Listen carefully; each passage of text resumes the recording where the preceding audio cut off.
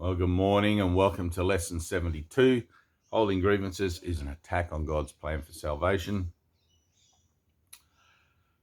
While we have recognized that the ego's plan for salvation is the opposite of God's, we have not yet emphasized that it is an active attack on his plan and a deliberate attempt to destroy it.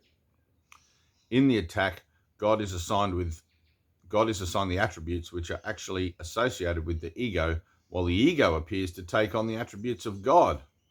How confusing is that? Luckily, I'm entitled to miracles. It's funny. The ego's fundamental wish is to replace God. I got this. No. In fact, the ego is the physical embodiment of this wish. For it is this wish which seems to surround the mind with the body, keeping it separate and alone and unable to reach other minds except through the body, which was made to imprison it. The limit on communication cannot be the best means to expand communication. Yet the ego would have you believe that it is. Although the attempt to keep the limitations which a body would impose is obvious here, it is perhaps not so apparent why holding grievances is an attack on God's plan for salvation. But let us consider the kinds of things which you are apt to hold grievances for. Are they not always associated with something a body does? A person says something we do not like, he does something that displeases us, he betrays his hostile thoughts in his behavior. We are not dealing here with what the person is. On the contrary, we are exclusively concerned with what he does in a body. We are doing more than failing to help in freeing him from its limitations. We are actively trying to hold him to it by confusing it with him, and judging them as one. Herein is God attacked, for if his Son is only a body, so must he be as well. A creator wholly unlike his creation is inconceivable. If God is a body, what must his plan for salvation be? What could it be but death? In trying to present himself as the author of life and not of death, he is a liar and a deceiver, full of false promises and offering illusions in place of truth. The body's apparent reality makes this view of God quite convincing. In fact, if the body were real, it would be difficult indeed to escape this conclusion, and every grievance that you hold insists that the body is real. It overlooks entirely what your brother is. My brother is the Christ along with me. It reinforces your belief that he is a body and condemns him for it, and it asserts that his salvation must be death, projecting this attack onto God and holding him responsible for it. To this carefully prepared arena where angry animals seek for prey and mercy cannot enter, the ego comes to save you.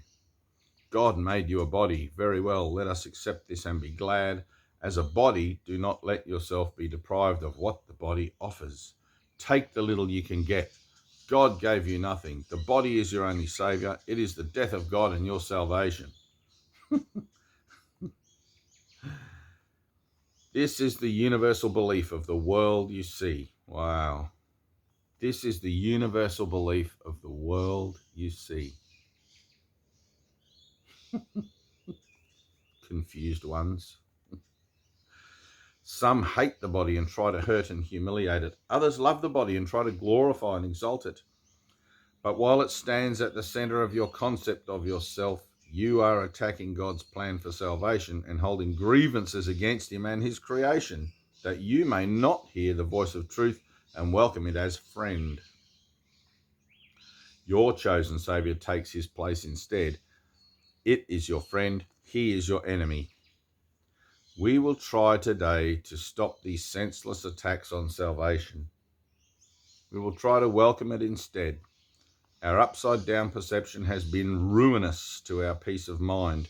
We have seen ourselves in a body and the truth outside of us locked away from your awareness by the body's limitations. Now we are going to try to see this differently. It's good. The light of truth is in us where it was placed by God. It is the body that is outside us and is not our concern. To be without a body is to be in our natural state. To be without a body is to be in our natural state. Any confusion there? To recognize the light of truth in us is to recognize ourselves as we are. To see ourselves as separate from the body is to end the attack on God's plan for salvation and to accept it instead. And wherever it is accepted, it is accomplished already. Our goal in the longer practice periods today is to become aware that God's plan for salvation has already been accomplished in us. To achieve this goal, we must replace attack with acceptance. As long as we attack it, we cannot understand what God's plan for us is. We are therefore attacking what we do not recognize. Now we are going to try to lay judgment aside and ask what God's plan for us is. What is salvation, Father? I do not know. Tell me that I may understand. Then we will wait in quiet for his answer. We have attacked God's plan for salvation without waiting to hear what it is. We have shouted our grievances so loudly that we have not listened to his voice. We have used our grievances to close our eyes and stop our ears. Now we would see and hear and learn. What is salvation, Father? Ask and you will be answered. Seek and you will find. We are no longer asking the ego what salvation is and where to find it. We are asking it of truth. Be certain then that the answer will be true because of whom you ask. Whenever you feel your confidence wane and your hope of success flicker and go out, repeat your question and your request, remembering that you are asking them of the infinite creator of infinity, who created you like himself. What is salvation, Father? I do not know. Tell me that I may understand. He will answer. Be determined to hear. 1 or perhaps 2 shorter practice periods an hour will be enough for today. Since they will be somewhat longer than usual, these exercises are as follows.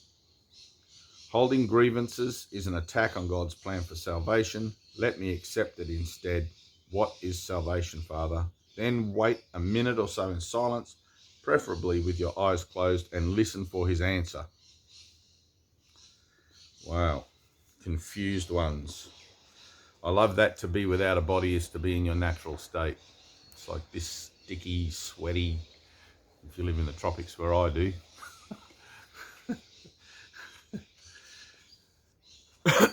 So listening, asking and listening, the integrity of the asking, right, the prayer of the heart for the healing of the mind, has to be from the heart. Can't be lip service. It can't just be a load of concepts you've read in A Course in Miracles. It's got to be something you personally, it's like, I feel this, I want to know.